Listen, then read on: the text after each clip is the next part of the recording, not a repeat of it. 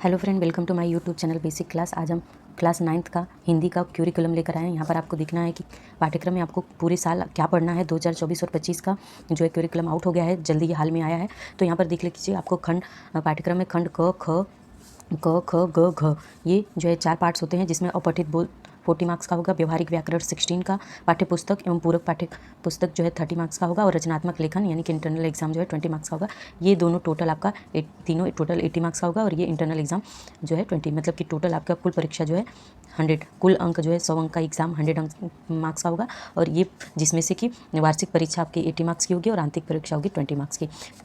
80 marks का वार्षिक परीक्षा हो गया और 20 आंतरिक परीक्षा। ये पूरा एग्जाम आपका पूरे 3 आवर्स में होगा। और आपको कौन क ख ग घ में आपको क्या पढ़ना है, क्या नहीं पढ़ना है, और कौन से पार्ट कितने मार्क्स के आने वाले हैं, ये आपका ग घ है। तो आपको खंड क में क्या क्या पढ़ना है वो देख लीजिए।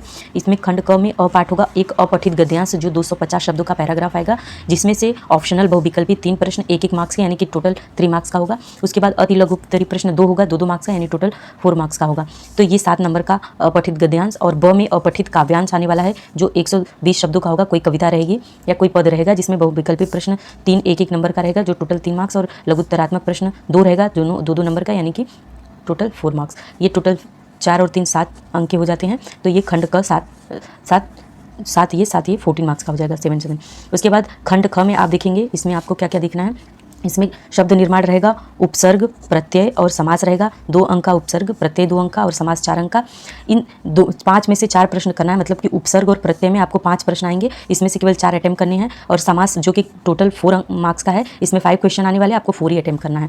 फिर ब में आएगा आपका अर्थ की दृष्टि से वाक्य भेद, जो कि 4 मार्क्स का कंप्लीट रहेगा। इसमें 5 क्वेश्चन रहेंगे, केवल 4 अटेम्प्ट आपको करना है। इसके बाद इसमें आएगा अलंकार 4 मार्क्स का रहेगा, जिसमें कौन कौन से अलंकार आपको पढ़ने हैं। शब्दालंकार, अनुप्रास, यमक, श्लेष, ये 4 अलंकार आपको पूरी 9th क्लास में पढ़ने हैं, जिसमें से 5 क्वेश्चन चारों अलंकार को मिलाकर 5 क्वेश्चन बनाए जाएंगे। आपको केवल 4 क्वेश्चन अटेम्प्ट करने हैं। 4 मार्क्स का ये अलंकार रहेगा। आगे बढ़ते हुए नज़र डाल लेते हैं खंड ग पर। खंड ग में गद्य खंड का जो आपकी बुक में क्षितिज पार्ट 1 है, उसमें से आएगा। गद्य में 11 मार्क्स का रहेगा, और खंड काव्य भी टोटल 11 मार्क्स का रहेगा। तो ये दोनों 11 मार्क्स के रहेंगे। इसको किस तरीके से डिवाइड किया और कैसे क्वेश्चन क्रिएट किए जाएंगे। इसमें क्षितिज में 1-1 नंबर के 5 क्वेश्चन रहेंगे, वो बहुविकल्पी ऑब्जेक्टिव क्वेश्चन रहेंगे। और 2-2 नंबर के 3 क्वेश्चन रहेंगे, यानी कि टोटल 6 मार्क्स के होंगे। जो 2-2 नंबर के रहेंगे, इन सभी क्वेश्चन के आंसर आपको 25 to 30 वर्ड में करना है। ये 2-2 मार्क्स के 4 क्वेश्चन टोटल रहेंगे, जिसमें से आपको केवल 3 क्वेश्चन अटेम्प्ट करने हैं, जो कि 2-2 मार्क्स का है।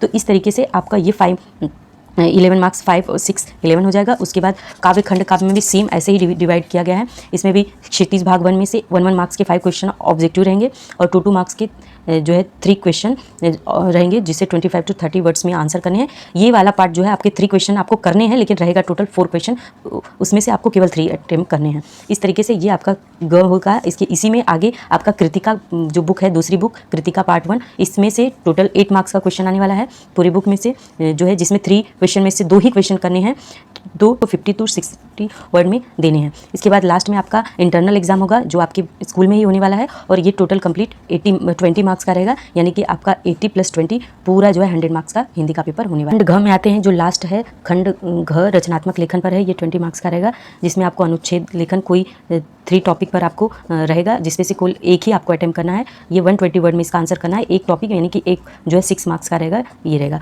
औपचारिक या अनौपचारिक लेटर राइटिंग रहेगी, फॉर्मल इनफॉर्मल, उसमें से केवल एक ही आपको करना है। ये टोटल 5 मार्क्स का रहेगा, जिसको 100 वर्ड्स में आपको कंप्लीट करने हैं। इसके बाद इसी में आगे ईमेल लेखन रहेगा, आपको ईमेल लिखना है 5 मार्क्स का, जिसे कम से कम 100 वर्ड्स में इसकी आंसर करने हैं। ईमेल वाले में ऑप्शनल रहेगा, एक और क्वेश्चन आपको रहेगा, कोई भी टॉपिक आपको या कोई शीर्षक दे दिया जाएगा, उस पर एक लघु कथा बनानी है, एक ही करना है। तो ये भी 5 मार्क्स का है, चाहे तो आप ईमेल वाला अटेम्प्ट कीजिए या फिर आप लघु कथा कीजिए, दोनों को 100 वर्ड में ही करना है। इसके बाद लास्ट रहेगा कि कोई भी टॉपिक आपको दिया है, जिस पे डायलॉग राइटिंग यानी कि संवाद लेखन करना है, ये 4 मार्क्स का रहेगा।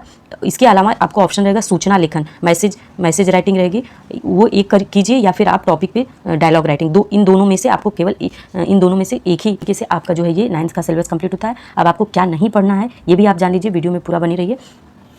तो दोस्तों ये नाइन्थ के सिलेबस 2024 और 25 में आपको हिंदी के सिलेबस में क्या नहीं पढ़ना है, आप उस पर गौर कर लीजिए कि हिंदी क्षितिज भाग 1 के काव्य खंड काव्य से केदारनाथ अग्रवाल का चंद्र गहना से लौटती बेर, ये चैप्टर आपको पूरा पाठ नहीं पढ़ना है। और चंद्रकांत देवताले की यमराज की दिशा, ये भी पूरा चैप्टर आपको नहीं पढ़ना है। तो आप ध्यान देकर आप पूरे साल जो है स्टडी की स्ट्रेटेजी जो भी बना रहे हैं उसमें इन चैप्टरों को बिल्कुल इंक्लूड न करें। हो सकता है कि नए सेशन में आपका जो नया प्रिंट आए बुक का, उस प्रिंट में आपको ये चैप्टर रहे ही ना। अगर ये चैप्टर है तो आपको इन चैप्टर को पढ़ना ही नहीं है। फिर गद्य खंड काव्य में आपको चपला देवी जो राइटर हैं उनका नाना साहब की पुत्री देवी मैना को भस्म कर दिया गया, ये चैप्टर पूरा चैप्टर आपको नहीं पढ़ना है। और साथ ही हजारी प्रसाद द्विवेदी के एक कुत्ता और एक मैना, ये भी पूरा चैप्टर आपको नहीं पढ़ना है। तो ये काव्य खंड काव्य में 2 चैप्टर और गद्य खंड काव्य में 2 चैप्टर आपको नहीं पढ़ना है। इसके बाद लास्ट में कृतिका है, कृतिका में 2 चैप्टर आपको इसमें से भी रिड्यूस किया गया है। विद्यासागर नौटियाल की माटी वाली, ये भी नहीं पढ़नी है। और शमशेर बहादुर सिंह की किस तरह आखिरकार में हिंदी में आया, ये भी पूरा चैप्टर नहीं पढ़ना है। चूँकि ये चैप्टर बहुत इंटरेस्टिंग था लेकिन फिर भी इसे भी सिलेबस से रिड्यूस कर दिया गया, तो आपको नहीं पढ़ना है। तो दोस्तों पूरा वीडियो देखने के लिए बहुत बहुत धन्यवाद।